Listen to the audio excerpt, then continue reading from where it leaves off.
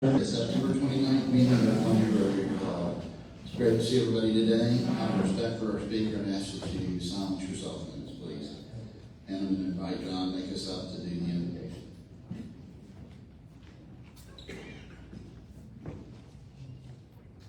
Good afternoon.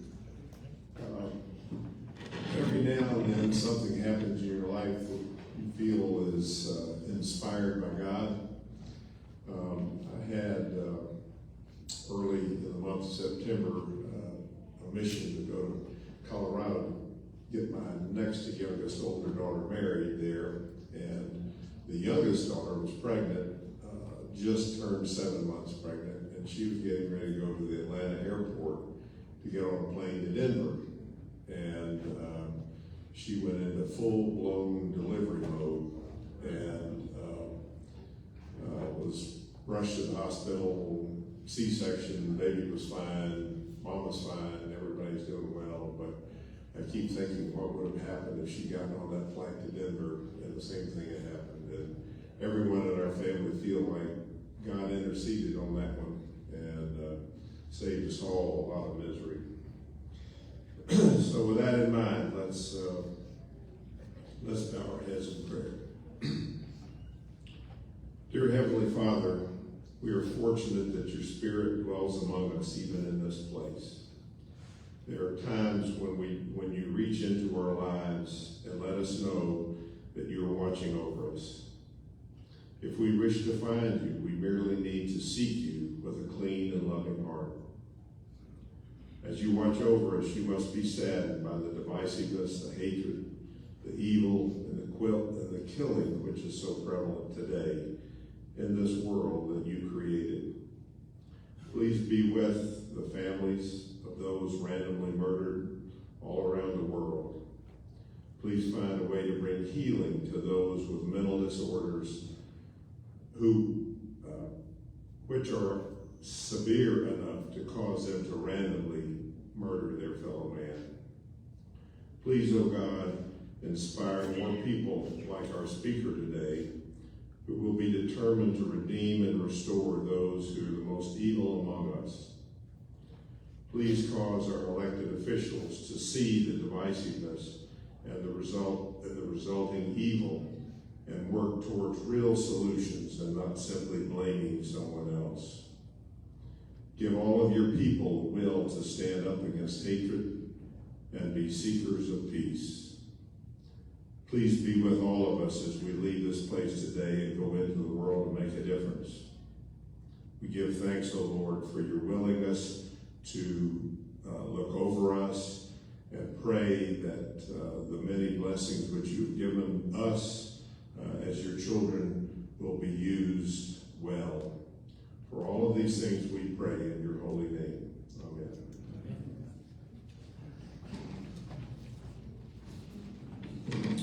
Thank you, John. And we're going to do the national anthem. Oh, see, by the dawn's early light, what so proudly we hailed at the twilight's last gleaming, through spark stripes and bright stars, through the perilous fight, o'er the ramparts we watched, were so gallantly streamed, and the rocket's red glare that on thirsty in air gave proof through the night that our flag was still there. Oh, say does that star-spangled banner yet wave? Oh, the land of the free, and the home of the brave. All right, thank you. Before we sit down, if we can recite the four-way test of the things we think, say, and do. Is it the truth? Is it fair to all concerned? Will it build goodwill and better friendships? Will it be beneficial to all concerned? Now, Zach can come up. Zach's gonna do our, visiting Rotarian, yes.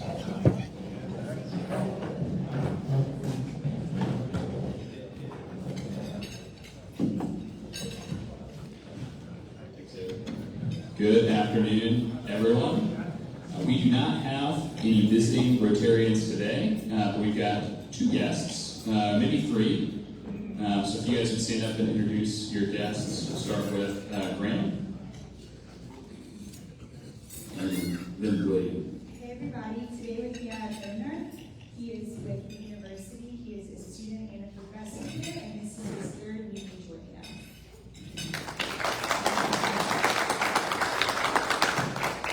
Hello, this is Bryan with South Carolina Valley, and I have with me today Mike Peck again.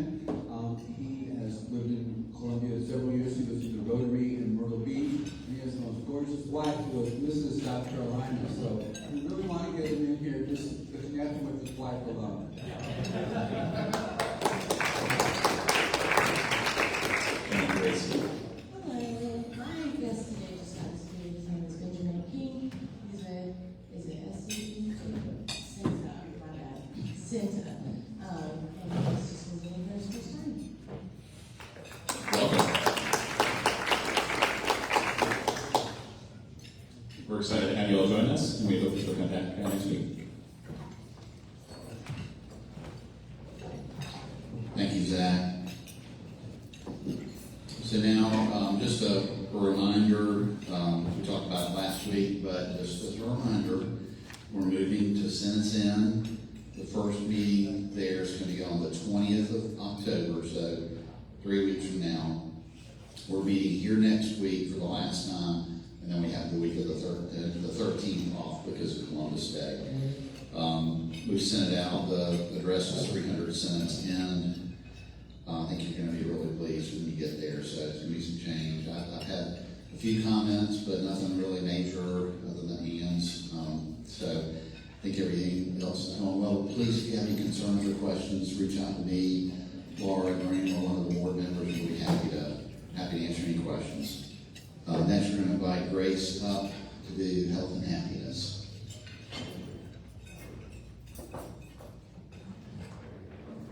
Thank you, Grace.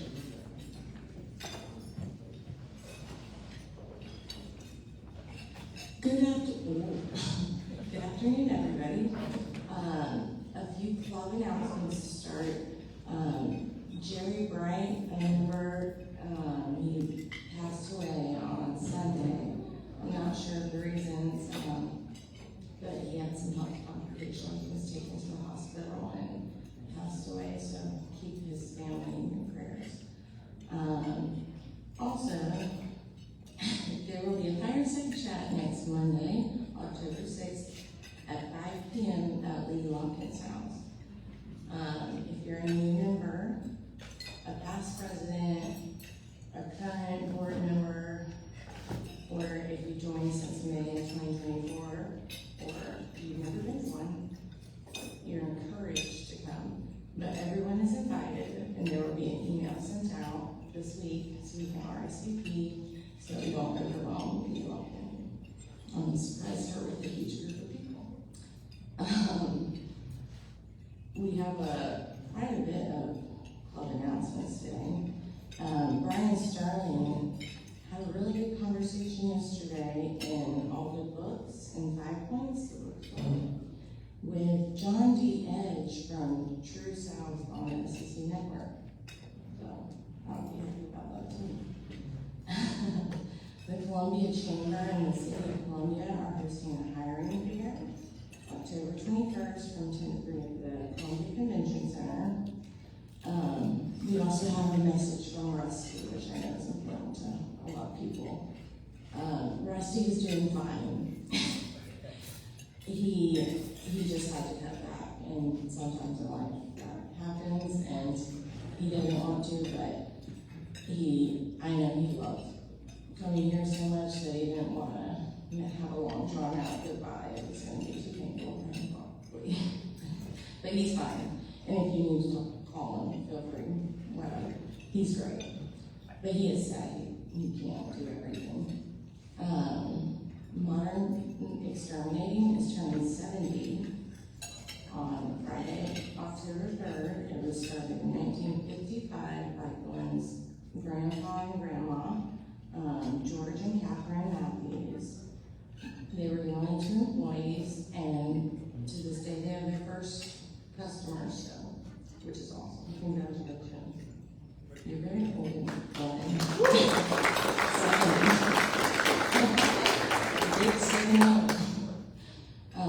We have a couple of ballets. The Dracula's coming the 24th and 25th of October, and there will be more to come on that. And then the Columbia Classical Ballet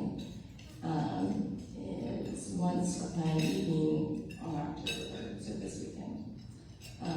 Matt Kennel turned 64 this week, so yeah, that song had to be good. So I'm 64. Finally applied.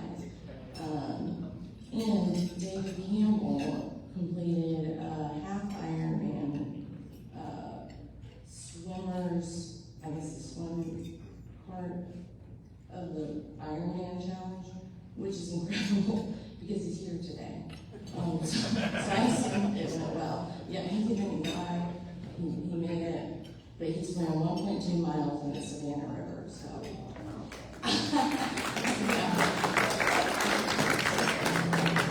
So that's our announcements, and I'm gonna, ooh, so loud. I'm gonna tell you a little bit about the Little Free Library, because I think the last update we got, it had been like smashed into and all of our books were stolen. So we decided we probably need it. So after a few emails, random emails, like, these are,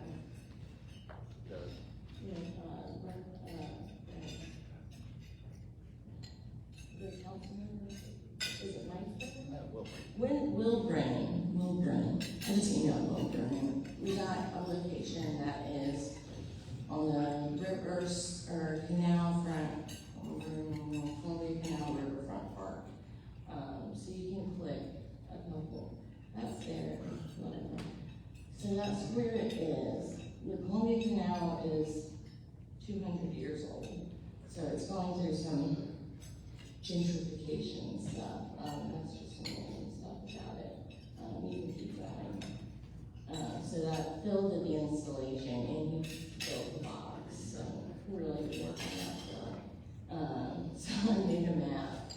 So that's the canal walk. You can see the sluicing and the broad, and then the stars where the box is. There's parking. It's a great park to go to. So we've been going through a lot of books. You can keep going. It's also right next to this 1800 schoolhouse. It's adorable. It's a perfect location. This is a AI generated text message chain I put together, but it's me, Doug, where are you, Doug, Phil, and Kay. It's just the four of us. So we've got a great location started, but people go through these books and they bring them, and it's going great, but we need to draw attention to like the book drive, because I know you all have books you need to get rid of. So you can start bringing them here. You can go to the next slide. We have our annual budget now, so we've been getting books from a website called Books by the Foot, and they do mass boxes. So we're doing that, and those are all the categories, but we really need like children's books. So you can start bringing them, or you can reach out to any of us to either pick them up, drop them off, get the books, because they go fast. And I think that's all I have for the Little Free Library, but yeah, if you're interested in joining our committee, you can take it to the next level.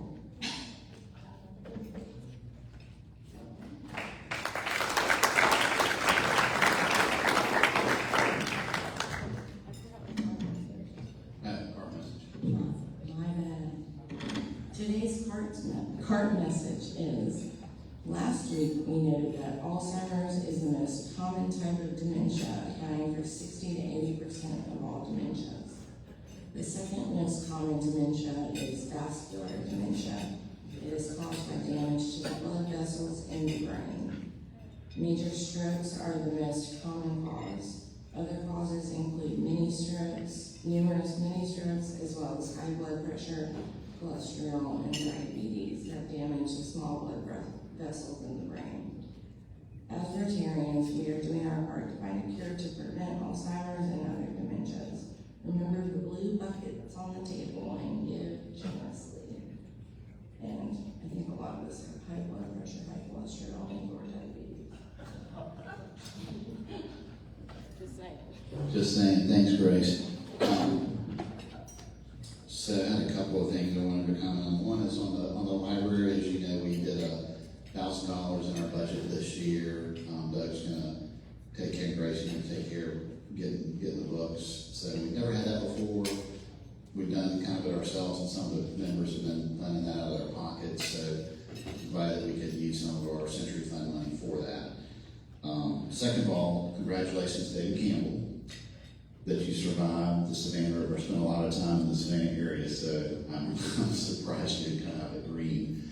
But congratulations, that's a great feat for the Ironman. And then lastly, just comment on Matt's birthday. So FYI, my birthday is on the 2nd. So if you're getting Glenn or getting Matt a gift, just throw one in for me too. Just kidding. But so with that said, I'm going to ask Laura to come up and introduce our speaker. Thank you. Hi, good afternoon. Today we have with us Bryan Sterling, who has been appointed as the United States Attorney for the District of South Carolina by U.S. Attorney General Pam Bondi. You may recognize Bryan. I believe he's been here before in a different capacity. He most recently served as Director of the South Carolina Department of Corrections for more than a decade, where he was the longest-serving prison director in the country. That sounds kind of funny, actually. You're the longest serving. Anyway, yes. He led a department of more than 4,000 employees who cared for 16,500 inmates in 21 prisons. Mr. Sterling worked to create a systemic re-entry and training focus for all custody levels, which has led to South Carolina to having the lowest recidivism rate in the country since 2021. Prior to joining the correctional system, Mr. Sterling served as Deputy Attorney General for nearly 6 years. He served Governor Nikki Haley as her Chief of Staff from October 2012 to September 2013, during which he oversaw management of the Governor's Cabinet and the Office of Executive Policy and Programs. Mr. Sterling graduated from the University of South Carolina in 1991 and USC's School of Law in 1996. So please welcome U.S. Attorney Bryan Sterling.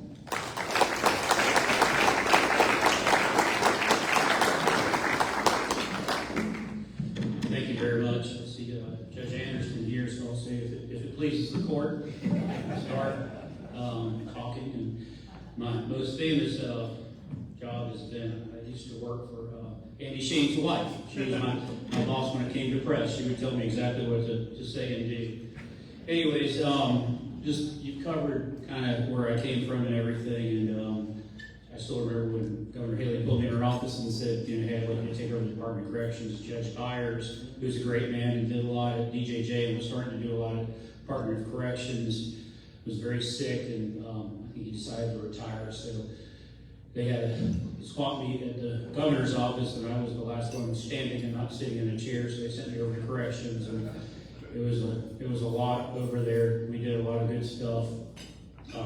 When I give leadership talks, people say, why were things done the way they were done over there? And I just hire really good people and get out of their way. I just kind of set the pace for where I wanted to go. And I actually fired a couple people too who kind of wanted to row in a different direction, which was not an easy thing to do if you've ever had to tell someone their time is not going to be long at a job.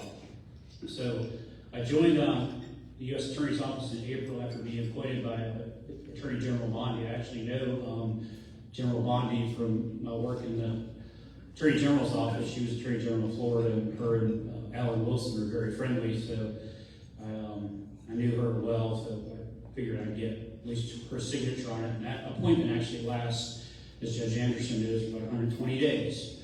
And then the judges in the district have to vote for you. And never know, and you really can't campaign for it, but thankfully they voted for me. So I continue under a judge's appointment. My wife was very happy because she said, you're leaving a job that you know you have, and you're going to a job you may or may not have. So the way the process works is now, I was nominated by the president in June, and the U.S. Senate has to vote on me. It goes judiciary, and then it goes judiciary committee. They go in executive session, apparently talk about it, and then they hopefully vote you up, and then you go to the full Senate for vote. And I think they've come up with a way to do it where they're going to put so many up at a time. So I'm hoping I'll be confirmed sometime soon. If not, I'll be sending my resume around to everybody here to hire me. The total staff at the Department of Corrections, we had about 4,000 or 5,000 people.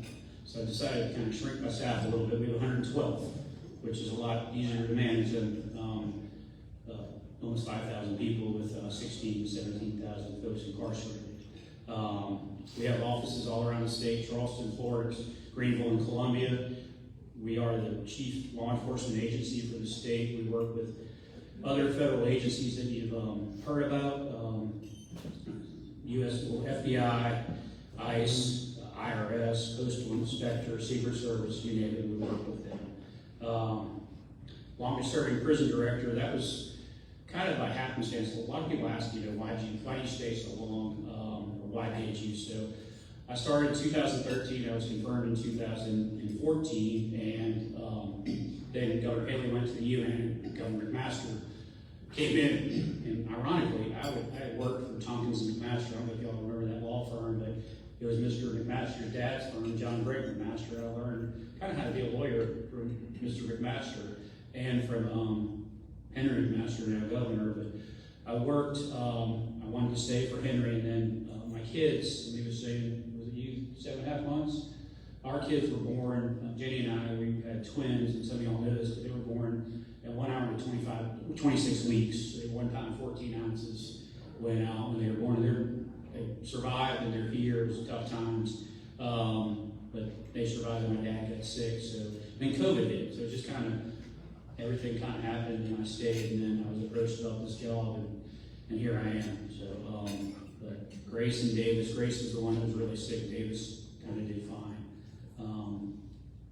So we have criminal, 37 prosecutors, civil 14, and appellate 5. So the criminal, obviously, we prosecute federal crimes. The civil, there are civil cases that happen. The federal government gets sued. Postal worker may hit someone, kind of everyday lawsuits. And then there's key TAM actions too, where people have fraud. And then appellate. One of the biggest appellate cases that we're working on right now is the Dillon Roof case. And that's going through the death penalty appeals, so that'll take some time. The country's divided into 94 districts. South Carolina's a lone district. Other states, like North Carolina, I think has 3 districts. South Carolina used to have 2, and I think Senator Thurman decided he wanted to have 1 district. I think, Judge, that's how it happened. And I don't know how it would work, because there's no, criminals don't say, oh, I'm going to commit crimes in this district, and I'm not going to go over to this district to commit crimes. So I don't know how that would work. I would think that'd be kind of difficult to be a U.S. attorney in a district with multiple U.S. attorneys. So kind of easy. I know all the U.S. attorneys work for the main office here, and we work together. So, and I'm learning a lot about the U.S. Attorney's Office and how it makes our community safer. 60 assistants trained across the 4 districts, 50 professional staff, and we're hoping to be able to hire. We're hoping some things will free up. We're able to hire some more folks because we're very busy. And the dedication that I see from the U.S. Attorney's Office, kind of like the dedication of the correctional officers that I used to see, it's unmatched. They work tireless hours, they work long hours, they see some very tough and some very grotesque things. They actually got a change of plea coming up from the child porn stuff that they see, the CSAM stuff that they see, and some of the violence that they see out there, and they're looking at all this stuff is just very difficult. Not every crime is a federal crime. To escalate to the federal level, the crime usually involves crossing state lines or using the internet to perpetrate a crime. Like I said, we work with dozens of agencies, and I think I left a few out, so I'm just going to go over FBI, ATF, Drug Enforcement Agency, prosecute crimes for the FDA and National Ocean Administration at any given time. I think we had a case, I don't know if this was your case or not, but someone was trading whale's teeth. And we prosecuted that case, and one of the had the evidence after the trial in her office, and I was shocked at how big, and I don't know if y'all have ever seen whale's teeth or not, but they're gigantic, but someone was trading those, and you can't. Any given time, we have 60 open criminal cases. Some cases have up to 20 defendants, so it's not like the state cases where there may be kind of one or two defendants. These are big conspiracy cases, mainly drugs and things of that nature. One thing I want to stress, I don't know how many people have kids or grandkids, but fentanyl is a big deal now. I'm sure you all have seen it. That's going to be a focus of the administration. And there was an operation where the DEA in Lexington County had the largest fentanyl seizure in state history, 71 kilograms of fentanyl, and it had the potential to kill 36 million people at a street value of $1.7 million. And that was work of federal agencies and state agencies. Fentanyl is being found in almost every street drug, manufacturing counterfeit pills, and making it especially dangerous for young people. One thing I want to say, there's a new drug, and I think I'm getting the color right. It's called purple fentanyl, and it will kill you in a heartbeat. Fentanyl right now, Narcan can save you. If you have Narcan around, you take fentanyl, someone gives you Narcan, it can save you. This drug, Narcan does nothing to it. It's just going to kill you. Please talk to your children, please talk to your grandchildren, nieces or nephews, and ask them, look, someone may just say, hey, take this pill to help you study, or take this pill, it'll be a good time. Next thing you know, you might be attending their funeral, because it will kill you almost instantly. It is just that strong, and it just keeps on coming. And the way it comes over, kind of precursors made in China, goes to South and Central America, and it's made into drugs, and then they import it into America, and then it's sold to our kids, and they're literally killing our children. Sextortion, and I'm familiar with this from the prisons and the cell phones. Scammers will try to hit your wallet through your heart. Sometimes is disturbing. Trend involves bad actors posing as young ladies messaging high school and middle school age boys. They chat, they flirt, and they ask for compromising photos. And once the photo of the boy is sent, they begin blackmailing them for their money. Just a side story in this, I had a fraternity brother of mine that lived in Greenville, and unfortunately, somebody was trying to sextort his son, and he sent a naked picture. And they said, we have your whole Facebook friend list, we have your whole Instagram friend list, we know everybody at your school, we're going to send this picture to everybody at your school unless you send us money. So he called me and said, what should I do? I said, well, let me put you in touch with Greenville County Sheriff's Department, and I think maybe the Secret Service at the time. They said, just ignore it, and hopefully it'll go away. And it did. They moved on, because what they want is money. Can't guarantee that's going to happen every single time. There have been many cases, young people taking their own life as a result. Jared Johns, this is something from SCDC, but Jared Johns was in the military, and he was exchanging photos with someone, and they came back and they said, you just sent a picture to a 14-year-old, that's against the law, you need to send us money. They knew which unit he was with, they knew who his superior officer was, they knew all this stuff about him, and kind of freaked out, and they said, we're going to call the police unless you send us money. And unfortunately for the Johns family, they were up in Greenville, South Carolina, and he had an Apple Watch on his wrist, so they were able to tell when the text message came in and when his life ended, when he shot himself.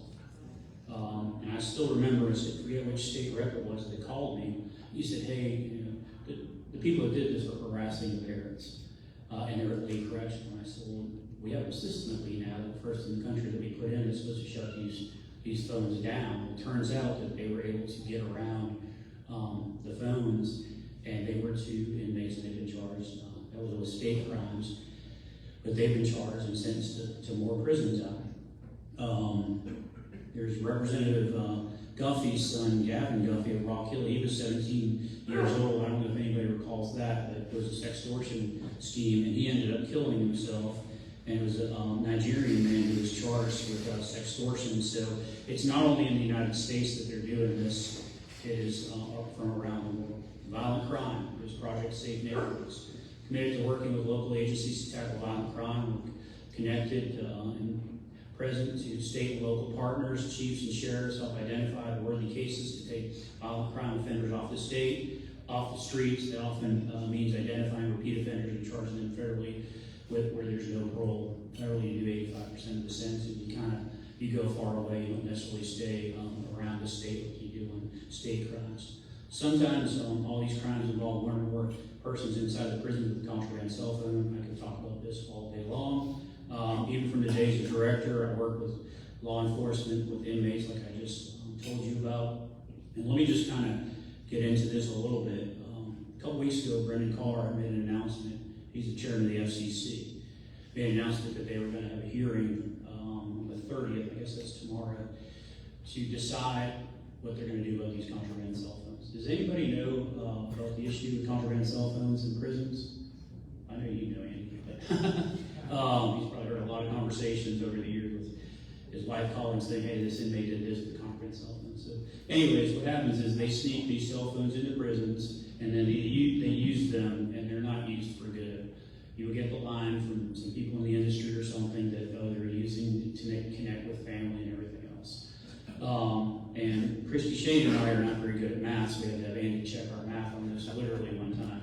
But if you remember that, we had it all wrong. But this cell phone probably costs about $8,000 to $10,000 to get into prison. 100% according to Chief Keels, folks, who's chief of SLED, of the drug crimes in South Carolina have a nexus to the prison. Someone in prison is connecting people or buying drugs and selling drugs. I think it's 65% of all the scams, money scams and everything else, have a nexus to prison. For $8,000, it's about 5 cents a minute to talk to your loved ones, and you get a couple free phone calls a week or a month. You could be on the phone for 15 minutes every single day. I think it's for 15 years before you would get to the $8,000.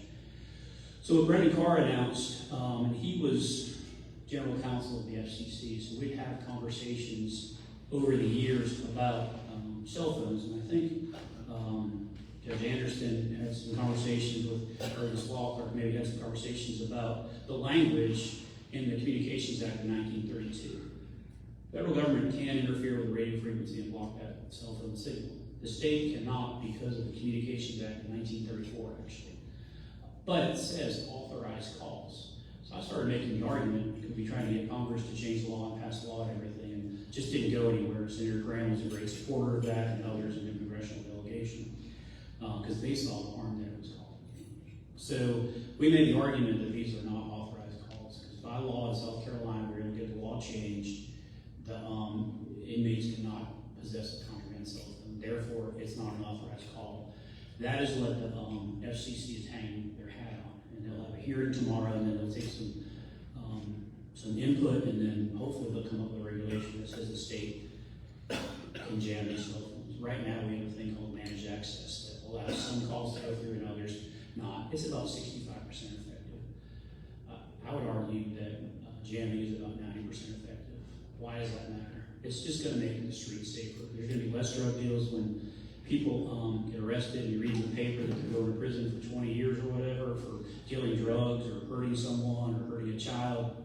Think in your head, great, they're going to be in prison, they can't harm anybody else. Well, unfortunately, because of cell phones, that's no longer the case. They can almost immediately get into prison and get the cell phone and start harming people again, start dealing drugs.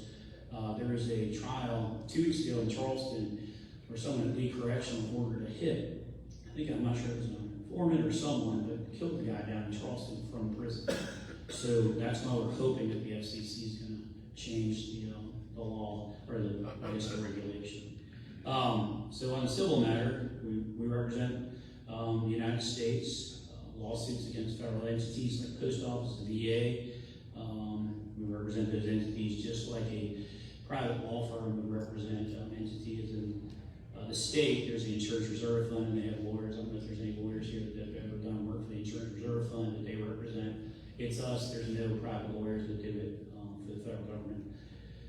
We do affirmative enforcement mainly through the False Claims Act, which is, I'm amazed at how much healthcare fraud there is. It's just shocking. When I first came in, I'd hear about it and everything, but there's a lot of healthcare fraud, and why does that matter? That's your tax dollars being siphoned off.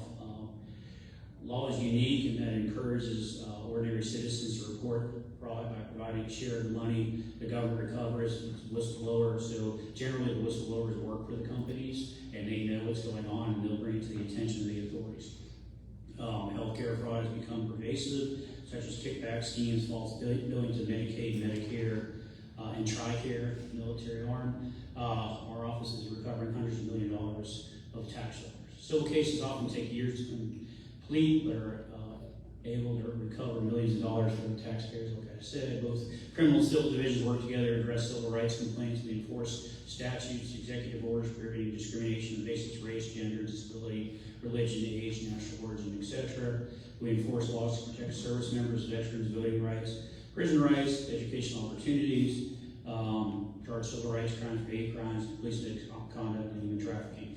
And one of those, the police misconduct cases I can tell you about, we had an inmate at the Department of Corrections, severe mental health issues, and he used to dash inmates. Dash officers. Since we just did, I won't tell you what that is, but it's not something that you would want done to you. And I watched the video. They took him to the emergency room because he cut himself, supposedly. Emergency room doc said he did not cut himself. Somebody did this to him. Back, pulled the tape, watched the video, and an officer assaulted and stabbed him. So we tried to get the local folks interested in it. They weren't. Went to the U.S. Attorney's Office, said this is a civil rights violation. That officer was charged with a crime and sentenced to 5 years in federal prison. I don't know if that was your case or not. I can't remember, but it was not. But anyways, just holding law enforcement accountable.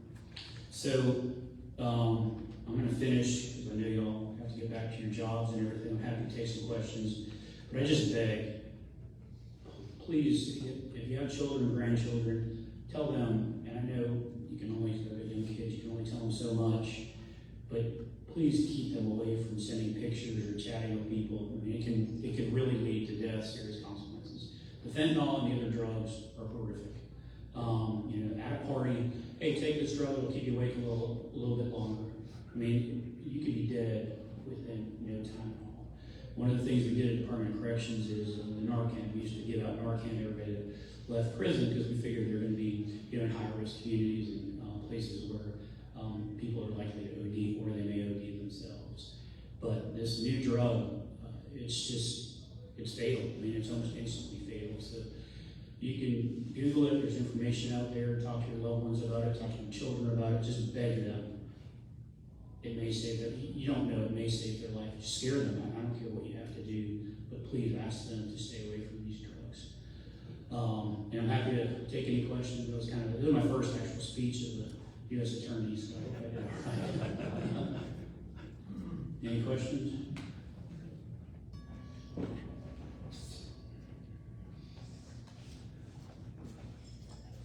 And I try to get your wife a raise if I could, if that's your question. And there may be things I may not be able to comment on. Thank you so much for being here. Would you help explain to me the purpose of the purple fentanyl? It's just, you said it's instantly a killer. It can instantly kill. Yeah, fentanyl's, and I'm not an expert in this, but sort of catch-all. They just keep on manufacturing and making. Anybody that's a pharmacist in here would know that, but they keep on making different drugs. And it's just we did a press conference with the DEA about 2 weeks ago, and that was one of the big takeaways. I think it's purple. You can Google it. It's in that press conference. I recall that it's purple. It's just so dangerous. Just don't take drugs. Don't take drugs, period. But tell your kids, look, if someone hands you a pill, you don't know what that is. They may say it's whatever that drug is that people use to stay awake and for study and everything. They may tell you it's that. And who knows where that came from? You should see the pictures of the manufacturing facilities. They'll show a picture of a regular manufacturing facility where they make the drugs, and then they'll show a picture of where they make this, and it is just some of the most unsanitary stuff you've ever seen. They don't care about your kids. They care about money. They care about profits, and that's all. And they're controlled by the cartels. That's all they care about. Well, I think I knew John Osmond. Yes. So I was friends with his daughter, so I slept in the house behind prison. We camped out next to the cows. Do y'all what are the cows for? Do y'all make stuff? There's a dairy. One of the big things about prisons is the reason the recidivism rate was so low was due to training and job training, agricultural training, things of that nature. I did not live, I was not married to my wife when I first took the job, but she said, I'm not coming to visit you out there if you live out there. I said, that's fine, I'll stay in my house. But, you know, one of the things we did was we started a technical high school. So I think we lose, getting back to the prison stuff, we lose a lot of kids when they're younger, because they're not dumb, I hate to use that word, they get bored. They don't sit and look at I guess we use whiteboard now, I'd say chalkboard. They get bored and they start causing problems. And then they get sidetracked and they get kicked out of school. Average education level, Department of Corrections is 10th grade. So if we can get them using their hands and their minds and get them up and not sitting, I think, you know, I wish the state would look more into technical colleges are great, but I think we're losing people beforehand, and that is a way, because you can't get hired and stuff to end up in prison. Now, just an interesting story, I was over representing Captain Robert Johnson, who's a contraband captain from Lee Correctional. He's getting inducted into the Hall of Fame, Law Enforcement Hall of Fame. He was shot 5 times in his house getting ready to go to work because he was doing such a good job at Lee Correctional. But we named that cell phone bill after him. It's called the Captain Robert Johnson contraband cell phone bill. And I decided to go over to Turbyville Correctional where we had the high school. And I would just show up at prisons. I learned this from John actually. I'd show up at prisons at 11 o'clock at night on Saturdays or whatever. And it's amazing when they're not prepared for you, what you see. So I walked in and hit the yard, and generally I walked around by myself and I said, I want to see the high school. Sumter to Turbyville is not far. And they started scrambling, and I was like, my spidey senses, I was like, something's up here. So they said, oh, they're at lunch. I said, okay, take me to the cafeteria. So start walking that way, and they're like, well, they're actually at lunch in their dorm. So literally, and this is for the youthful offenders, and they're 17 to 25-year-olds, I kicked everybody out of the dorm. I said, I want all staff out here, I want to talk to these guys. So they couldn't run off and figure out who told me what. And they're like, we haven't been to that school in 2 weeks. So I was less than thrilled. Put them in, I got an email from, I'll just say someone that works at that school thanking me because he's been trying to get them to class and they hadn't been bringing them in. And he actually emailed me, I think 2 weeks later, 3 weeks later, and said, they haven't missed a class since you've been here. So it's just vitally important. And the joke I like to tell when I was in private practice, I was home and I had, and Billy would appreciate this because he a lot of rental stuff, but I had a drain that was backing up in my sink. And I had to call a plumber, guy came, poured something down there, and then he handed me the bill after he was there 15 minutes, and I looked at it and I said, you know, I'm a lawyer in private practice, this is more than I bill an hour. He said, yeah, I used to be a lawyer too. So, you know, kind of got my mind thinking, and I don't know, I think some of y'all remember Three's Company, but Jack Tripper was serving wine to someone, and he said, you know, the only people that can afford this wine are lawyers, doctors, and foreign car mechanics. So having a foreign car for a while that I just sold, I mean, I understand that's vitally important, but you can make a very good living. And I went in and I talked to the guys in there. I said, look, here's the deal. I said, you can bill $100, $200 an hour to do this work, but what if you hired 3 or 4 people and they were billing that, and then you get half of it, and you can see the light bulbs go off. Those are people, if they want to work, they're very skilled and everything else, likely never see them back in prison or back in, you know, hurting people and committing crimes. Yes, sir, Tom? For the fentanyl that you described that comes into South Carolina, you mentioned drug lords or whatever. What kind of associations are these? Are there people in South Carolina who are importing this? Yes. How are South Carolinians involved in these organizations? So some of those drugs were destined for Ohio, but some were destined for here. Yes, these are folks right here in South Carolina, and usually in rural areas who are either cooking it up or making it or dealing it. You know, and some people have been arrested before for this, and they're back out on the streets. So I don't think we have as big of a problem, and I don't want that to be the takeaway as other states, but there is a problem, and all it takes is one. I mean, all it takes is one person to lose their loved one. My parents lived in Charleston, well, there's now up here, but they had a grandchild in Nashville. She took fentanyl and OD, and all the kids were scared, and they left, and she died. And just that quick. So I don't know if her dad talked to her or her mother talked to her about the dangers of it. And I know sometimes from talking to my friends about teenagers, you can talk to them to blue in the face, and they're just going to kind of ignore it. keep on talking, keep on reminding them, show them an article from the paper. Hate to say it, but scare them. I mean, because you don't want to be the one standing there thinking, what could I have done? Sometimes there's nothing that you can do, but if they just have to know about it. So. Yes, sir. Brian, last time you were here, we talked about cell phones, but regarding fentanyl, I rode with one of the captains for Richland County, specifically around the issue of fentanyl. This area here, with the way that the counties are laid out, the drug lords specifically know how to operate regarding fentanyl. But if you could just review those numbers again, because I think you said it was 171 kgs. Yes. Is that 70? It was 71 kilograms. of 71 kilograms. So 36 million people could kill, which is I think 7 times the population of South Carolina. So that's roughly 150 pounds, and it comes in small boxes.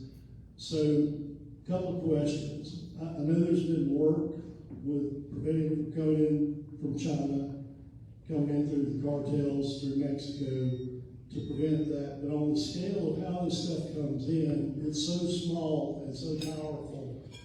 And law enforcement, when they have to go in and enforce in these areas, is there collaborative work at the federal and state levels to help protect law enforcement and first responders regarding that? Because the issue of Narcan is just not helping.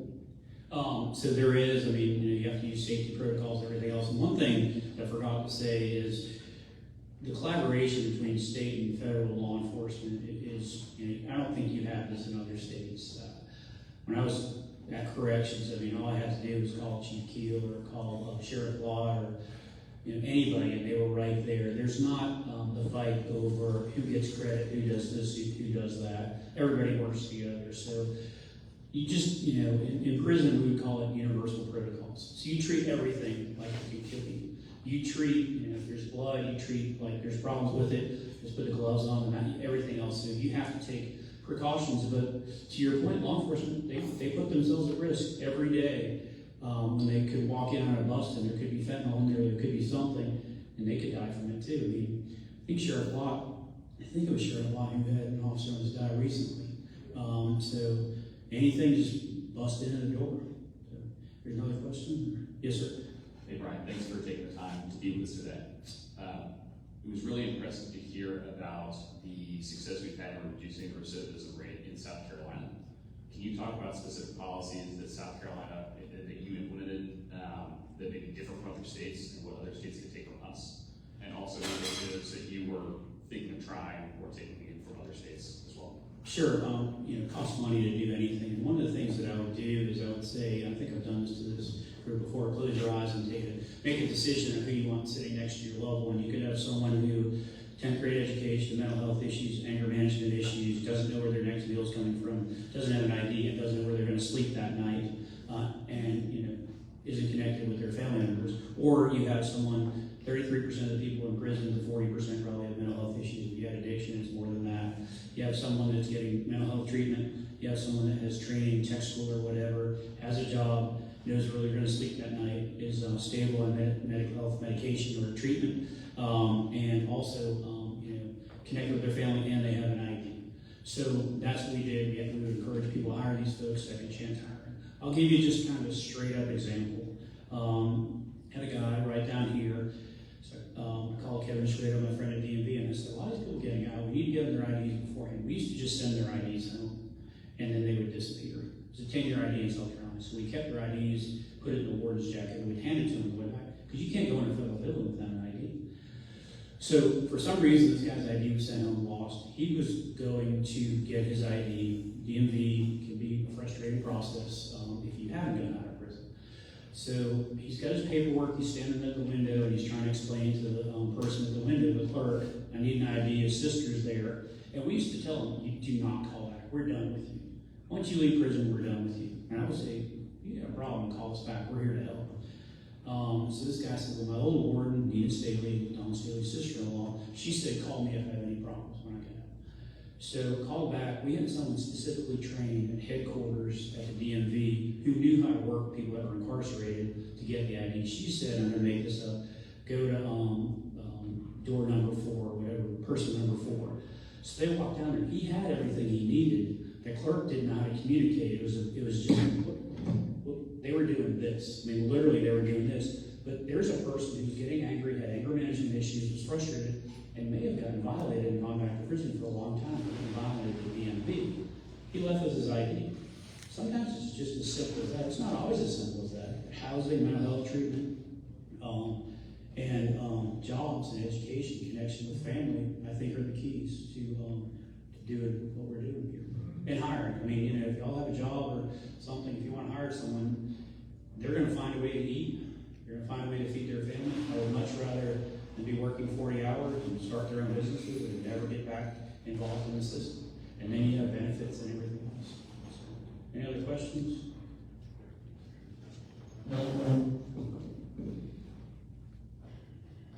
Hey, Bryan. A couple weeks ago, I had the opportunity to hear Al Wilson speak at the Lexington breakfast, and he was talking about drug trafficking, of course, but also some of the other outliers of human trafficking, whether it be for labor or sexual, orientation. Is there anything that you can speak to on that? Sure, it's a problem, just like it is anywhere. There's a lot of human trafficking that goes on, and those are cases that we investigate and prosecute too, because they don't just stop at the state lines; those cross county lines, and usually it's younger people. And frankly, there are people in prison using cell phones who are trafficking people for behind bars. So again, we're talking about the prisons, so it's a problem.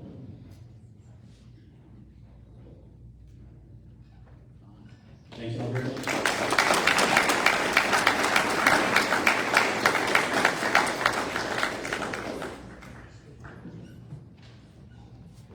Thanks again, Bryan. Also, want to talk just for a second, just a reminder, I meant to do this earlier.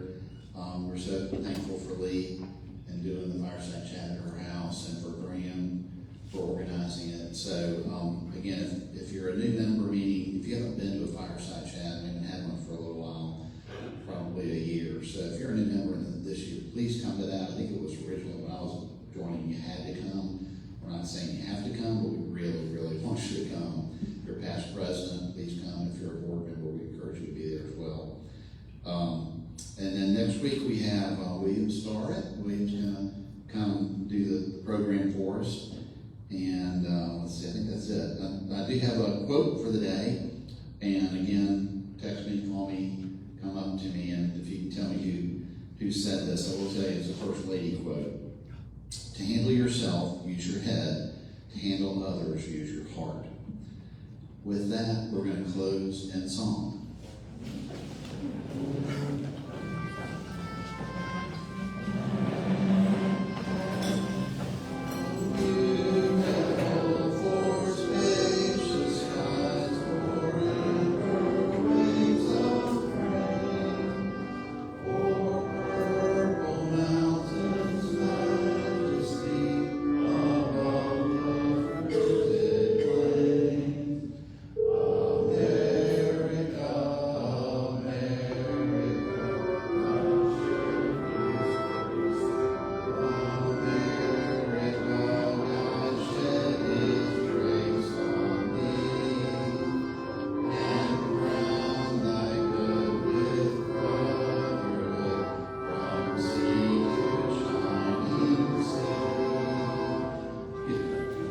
Y'all have a great week.